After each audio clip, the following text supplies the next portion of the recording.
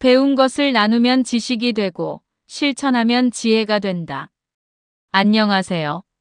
시니어의 건강하고 행복한 삶을 응원하는 시니어 TV 연덕입니다. 우리는 살아오면서 참으로 많은 것을 배웠습니다. 학교와 책에서 배운 것도 있지만 대부분은 인생이라는 긴 교실에서 몸으로 익힌 것들입니다. 어려운 시절을 견디는 법, 가족을 지키는 법, 사람의 마음을 헤아리는 법, 돈을 아껴 쓰는 법, 넘어져도 다시 일어서는 법을 배웠습니다. 젊은 세대는 인터넷에서 많은 정보를 찾지만 시니어가 가진 경험과 지혜는 검색만으로는 쉽게 얻을 수 없는 귀중한 자산입니다. 그런데 아무리 좋은 것을 많이 배웠어도 마음속에만 담아두면 한 사람의 기억으로 남습니다. 배운 것을 다른 사람에게 전하면 여러 사람에게 도움이 되는 지식이 되고 그것을 내 생활에서 꾸준히 실천하면 인생을 바꾸는 지혜가 됩니다. 그래서 오늘 함께 나눌 이야기는 바로 이것입니다. 배운 것을 나누면 지식이 되고 실천하면 지혜가 된다. 1. 나이가 들었다고 배움이 끝난 것은 아닙니다. 우리는 흔히 젊을 때 공부하고 나이가 들면 배운 것을 써먹으며 살아간다고 생각합니다. 그러나 인생을 오래 살아보면 알게 됩니다.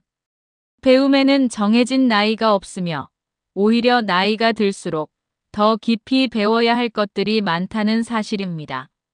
젊을 때의 배움이 직장과 성공을 위한 것이었다면 노년기의 배움은 건강과 행복, 관계와 품격을 지키기 위한 배움입니다.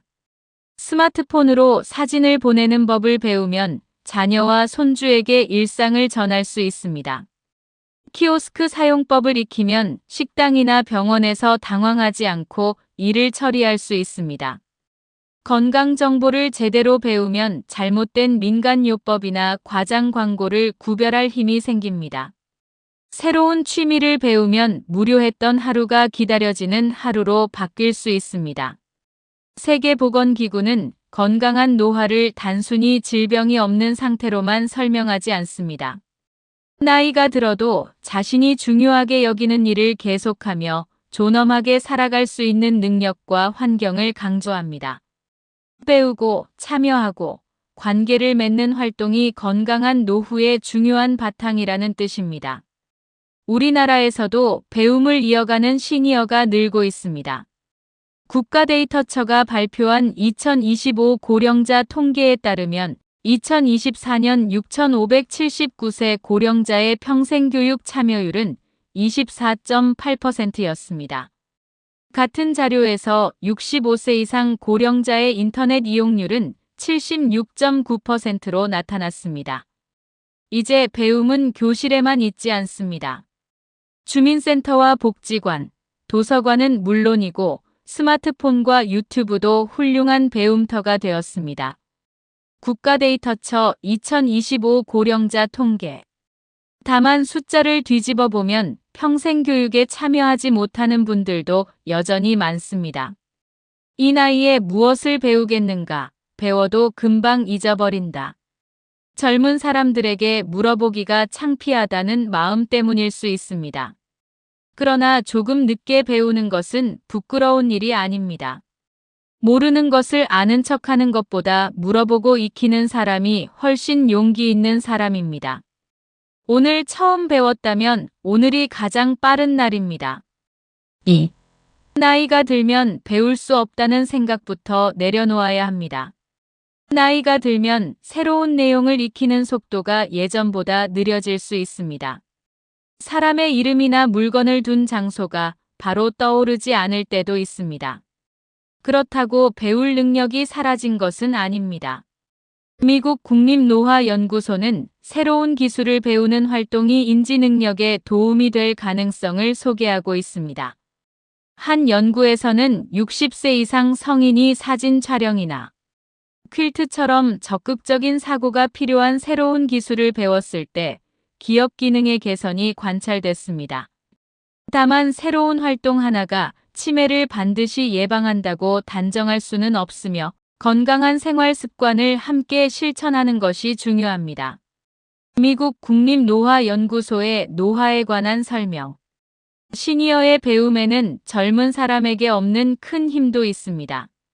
바로 오랜 경험입니다. 젊은 사람은 새로운 정보를 빨리 익힐 수 있지만 시니어는 그 정보를 지난 경험과 연결하여 깊이 이해할 수 있습니다. 예를 들어 절약이 중요하다는 말을 젊은 사람은 하나의 정보로 받아들일 수 있습니다. 하지만 어려운 시절을 살아온 시니어에게 절약은 가족을 지켜낸 경험이며 미래를 대비하는 생활의 태도입니다. 배우는 속도가 조금 느리더라도 이해의 깊이는 더 깊을 수 있습니다. 그러니 다른 사람과 속도를 비교하지 말고 어제의 나와 비교해 보십시오. 어제는 몰랐지만 오늘 하나를 알게 되었다면 그것으로 충분한 발전입니다. 3. 배운 것을 나누면 내 지식도 더 단단해집니다. 어떤 내용을 들을 때는 다 이해한 것 같았는데 다른 사람에게 설명하려고 하면 말문이 막힐 때가 있습니다. 이것은 우리가 부족해서가 아닙니다. 설명하는 과정에서 내가 정확히 아는 부분과 아직 모르는 부분이 드러나는 것입니다. 배운 내용을 다른 사람에게 설명하려면 핵심을 고르고 순서를 정하고 쉬운 말로 바꾸어야 합니다. 머릿속의 정보를 다시 꺼내야 하므로 자신의 기억과 이해도 더욱 분명해질 수 있습니다. 교육 연구에서는 이처럼 다른 사람에게 설명하거나 가르치면서 배우는 현상을 가르치며 배우는 효과 또는 프로테제 효과라고 부릅니다. 다만 그 작동 원리에 관해서는 연구가 계속되고 있으며 단순히 말만 많이 한다고 항상 학습 효과가 생기는 것은 아닙니다. 정확한 내용을 떠올리고 설명하며 질문과 피드백을 받는 과정이 중요합니다. 예를 들어 오늘 스마트폰에서 글자 크기를 크게 만드는 방법을 배웠다고 해보겠습니다. 혼자 알고 있으면 내 생활만 조금 편해집니다. 하지만 친구에게 그 방법을 알려주면 두 사람이 편리해집니다. 친구가 그런데 화면 밝기는 어떻게 조절해? 라고 물으면 나는 다시 알아보게 됩니다. 그렇게 처음에 작은 배움이 더 넓고 단단한 지식으로 자랍니다. 나눔은 많이 아는 사람이 적게 아는 사람에게 베푸는 일만은 아닙니다. 서로의 부족한 부분을 채우며 함께 배우는 과정입니다. 농사를 오래 지은 사람에게는 날씨와 흙을 읽는 지혜가 있습니다. 살림을 해온 사람에게는 적은 재료로 건강한 밥상을 만드는 방법이 있습니다. 오랫동안 직장 생활을 한 사람에게는 사람과 조직을 이해하는 경험이 있습니다. 자녀를 키운 사람에게는 기다림과 책임의 의미가 있습니다. 별것 아닌데 누가 이런 이야기를 듣겠어? 라고 생각하지 마십시오. 내게 익숙한 일이 누군가에게는 꼭 필요한 가르침이 될 수 있습니다. 4. 나눌 때 지켜야 할 3가지 원칙. 그러나 배운 것을 나누는 데에도 지혜가 필요합니다. 첫째, 아는 것과 의견을 구분해야 합니다. 내가 직접 확인한 사실인지, 다른 사람에게 들은 이야기인지, 개인적인 생각인지 분명히 밝혀야 합니다. 특히 건강, 약, 투자, 법률과 관련된 정보는 더욱 조심해야 합니다. 이것을 먹으면 병이 낫는다거나 여기에 투자하면 반드시 돈을 번다. 는 식으로 단정해서는 안 됩니다. 건강 정보는 의료기관이나 정부기관처럼 신뢰할 수 있는 출처를 확인하고 개인의 상태에 따라 결과가 다를 수 있음을 알려야 합니다. 좋은 뜻으로 전한 정보라도 정확하지 않으면 상대에게 해가 될 수 있기 때문입니다. 둘째, 가르치려 하기보다 경험을 나누어야 합니다. 내 말이 맞으니 그대로 하라고 말하면 상대의 마음은 다칩니다. 대신 나는 이렇게 해보니 도움이 되었습니다.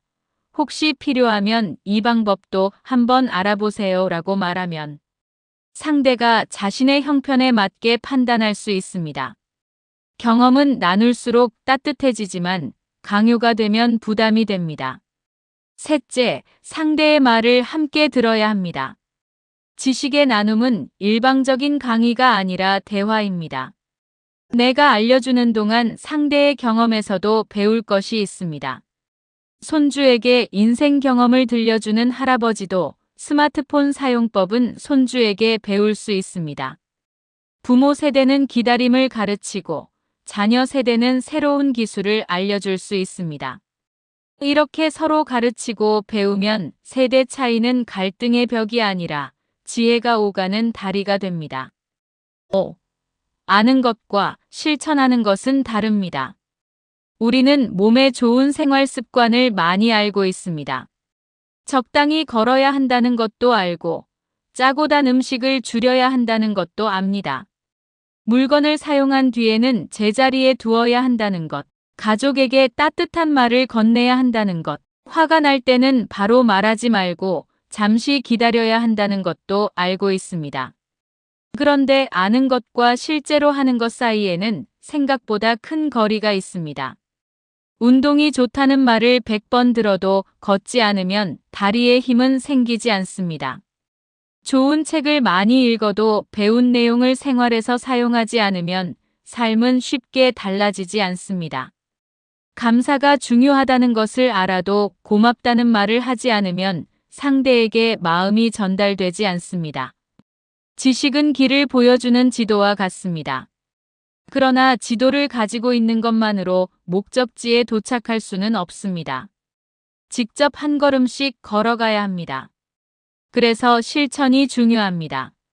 지식이 무엇이 옳은가를 알려준다면 지혜는 지금 내 형편에서 무엇을 어떻게 해야 하는가를 판단하게 합니다.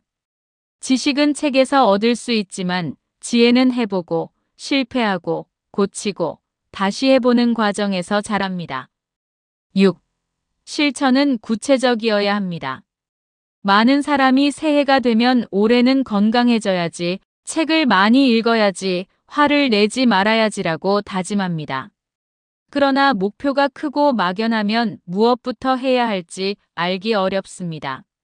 실천하려면 생각을 행동의 언어로 바꾸어야 합니다. 운동을 열심히 해야지 대신 월요일부터 금요일까지 점심을 먹고 아파트 주변을 10분 걷겠다고 정해보십시오. 행동과학에서는 언제, 어디서, 무엇을 할 것인지를 미리 정하는 계획을 실행의도라고 부릅니다. 여러 연구를 종합한 분석에서도 이러한 구체적인 계획이 목표 달성에 긍정적인 효과를 보인 것으로 보고됐습니다. 실행의도와 목표 달성에 관한 연구자료. 실천은 거창해야 의미가 있는 것이 아닙니다. 작아서 오늘 할 수 있어야 합니다. 하루 10분 걷기, 물 한 잔 더 마시기, 책 한 쪽 읽기, 가족 한 사람에게 따뜻한 말 건네기처럼 작은 행동이 좋습니다. 작은 실천은 부담이 적기 때문에 반복하기 쉽고 반복은 습관을 만듭니다. 7. 배움을 지혜로 바꾸는 7가지 방법. 1. 오늘 배운 것 한 가지를 기록하십시오. 두꺼운 공부 노트가 없어도 됩니다. 작은 수첩이나 달력의 빈칸에 한 줄만 쓰면 됩니다. 오늘 배운 것 사진을 문자로 보내는 방법. 오늘 배운 것 식사 후 바로 눕지 않기. 오늘 배운 것 화가 나면 3번 숨을 쉬고 말하기. 기록하면 배움이 그냥 스쳐 지나가지 않습니다. 나중에 다시 볼 수 있고 어느 정도 성장했는지도 확인할 수 있습니다. 2. 한 사람에게 쉬운 말로 설명해 보십시오. 가족이나 친구에게 오늘 배운 내용을 3분만 이야기해 보십시오. 상대가 없다면 혼자 소리내어 설명해도 좋습니다. 이것은 왜 필요한가? 어떻게 하면 되는가? 주의할 점은 무엇인가? 이 3가지 질문에 답해보면 내가 내용을 제대로 이해했는지 알 수 있습니다. 설명이 막히는 부분은 부끄러워할 일이 아니라 다시 배워야 할 곳을 발견한 것입니다. 3. 24시간 안에 한 번 실행하십시오. 배운 내용은 시간이 지나면 실천할 가능성이 줄어듭니다. 가능하면 오늘이나 내일 바로 한번 해보십시오. 키오스크 사용법을 배웠다면 연습 화면을 다시 눌러보고 스트레칭을 배웠다면 자신의 몸 상태에 맞게 안전하게 따라 해보십시오. 가족과 대화하는 방법을 배웠다면 오늘 먼저 당신 이야기를 들어보고 싶어요라고 말해보십시오. 처음부터 완벽하게 할 필요는 없습니다. 한번 해보는 것이 중요합니다. 4. 일주일 동안 같은 시간에 반복하십시오. 지혜는 한 번의 결심보다 반복해서 만들어집니다. 아침 약을 먹은 뒤 책 한쪽 읽기, 저녁 뉴스를 보기 전에 스트레칭하기, 일요일마다 친구에게 전화하기처럼 이미 하고 있는 생활에 새로운 행동을 붙여보십시오. 기억에만 의존하기보다 달력에 동그라미를 치거나 휴대전화 알람을 사용하는 것도 좋은 방법입니다. 5. 실패한 날에는 이유를 살펴보십시오. 실천하지 못했다고 자신을 나무라지 마십시오. 나는 의지가 약해라고 단정하면 다시 시작하기 어려워집니다. 대신 왜 하지 못했는지를 살펴보아야 합니다. 시간이 맞지 않았는지, 목표가 너무 컸는지, 몸이 불편했는지, 방법을 정확히 몰랐는지 생각해 보십시오. 하루 30분 걷기가 힘들었다면 10분으로 줄이면 됩니다. 아침에 책을 읽기 어렵다면 오후로 시간을 바꾸면 됩니다. 실패는 포기의 이유가 아니라 방법을 조정하라는 신호입니다. 6. 도움이 된 경험을 주변에 나누십시오. 내가 직접 해보고 도움이 되었다면 가까운 사람에게 조심스럽게 알려주십시오. 복지관에서 배운 스마트폰 기능을 친구에게 알려주고 맛있고 건강하게 먹는 조리법을 이웃과 나누며 살아오면서 깨달은 인간관계의 교훈을 자녀와 손주에게 들려줄 수 있습니다. 나눔의 방법은 말뿐만이 아닙니다. 짧은 글, 사진, 영상, 자원봉사, 재능 기부도 좋은 나눔입니다. 미국 국립노화연구소는 자원봉사처럼 다른 사람을 돕는 활동이 외로움을 덜고 삶의 사명감과 목적의식을 느끼는 데 도움이 될 수 있다고 설명합니다. 또한 이웃과 교류하거나 봉사활동을 하는 등 사회적으로 활발한 생활은 노년기인지 건강과 관련이 있는 것으로 관찰됐습니다. 다만 이는 모든 사람에게 같은 결과를 보장한다는 뜻은 아닙니다. 사회적 연결을 유지하는 방법. 7. 매달 하나씩 생활의 지혜로 만드십시오. 한꺼번에 너무 많은 것을 바꾸려 하지 마십시오.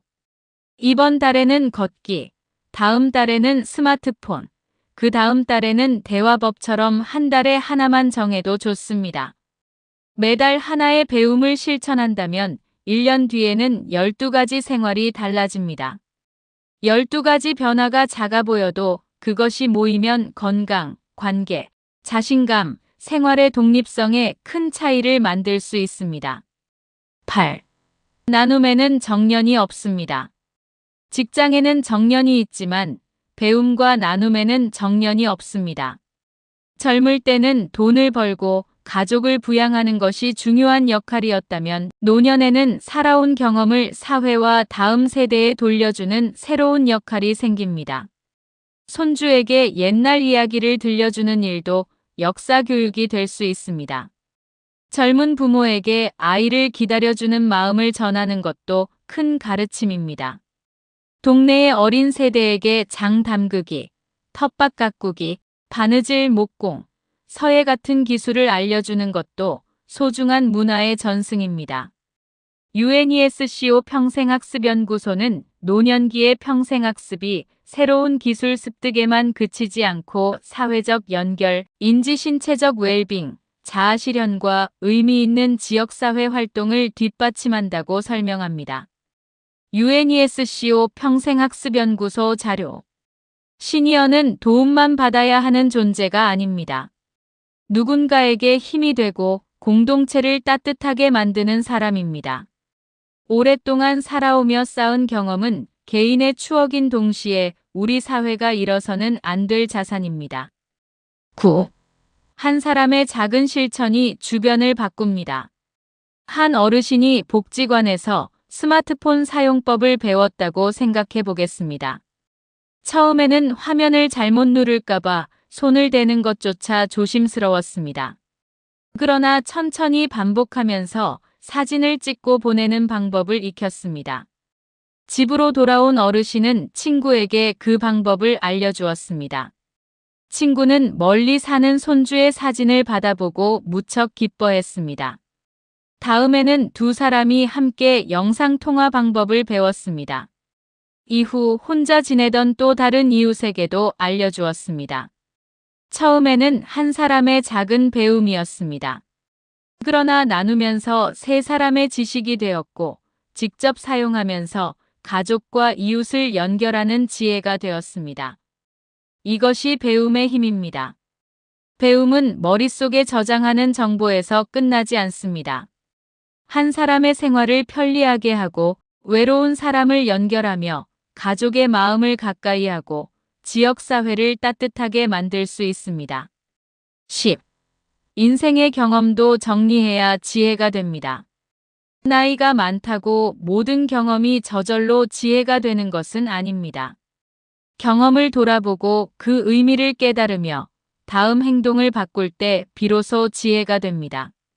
같은 실수를 반복하면서 단지 세월만 보냈다면 그것은 오래된 경험일 뿐입니다. 그러나 실수에서 배워 더 나은 선택을 한다면 그 경험은 지혜가 됩니다. 사람에게 상처받은 뒤 모든 사람을 의심하는 것은 상처의 기억입니다. 하지만 그 일을 통해 사람을 천천히 살피되 진실한 사람에게는 마음을 열어야 한다고 배웠다면 지혜가 됩니다. 돈을 잃은 뒤 세상 탓만 하는 것은 아픈 경험에 머무는 것입니다. 그러나 충분히 확인하지 않고 결정했던 자신을 돌아보고 이후에는 계약서와 위험 요소를 꼼꼼히 살피게 되었다면 지혜가 됩니다. 가족과 다툰 뒤 상대를 원망하는 것으로 끝나면 관계는 달라지지 않습니다. 그러나 내 말투와 태도를 돌아보고 먼저 사과하거나 상대의 말을 듣기 시작한다면 갈등은 삶을 가르치는 스승이 됩니다. 지혜로운 사람은 실패하지 않는 사람이 아닙니다.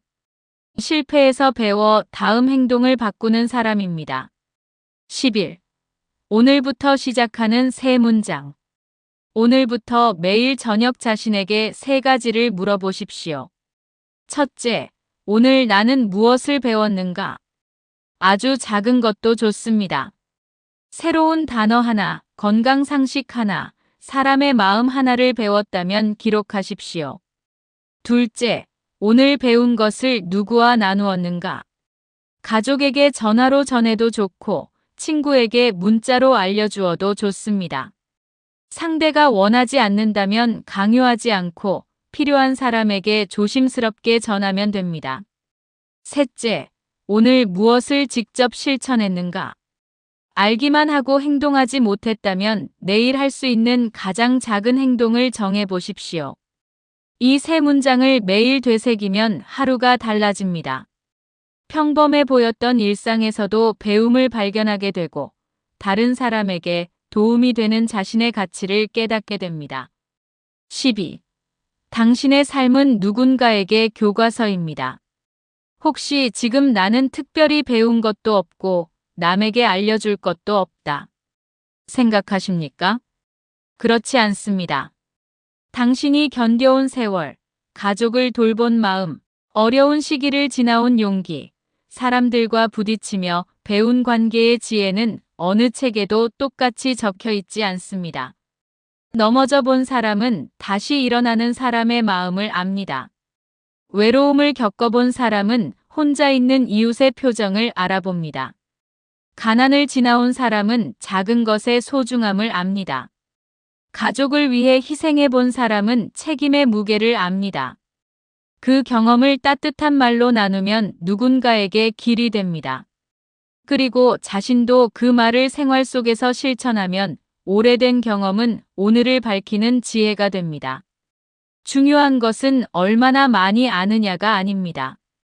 배운 것 가운데 하나라도 이웃과 나누었는가, 옳다고 생각하는 것 가운데 하나라도 오늘 행동으로 옮겼는가가 중요합니다.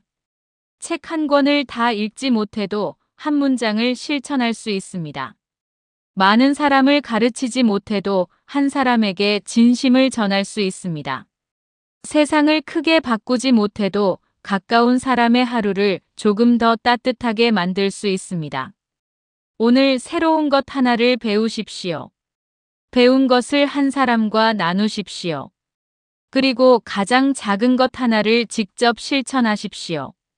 그렇게 나눈 배움은 지식이 되고 반복한 실천은 지혜가 됩니다. 그 지혜가 쌓이면 나이가 들어가는 삶은 쇠퇴의 시간이 아니라 더욱 깊고 넉넉해지는 시간이 될 것입니다.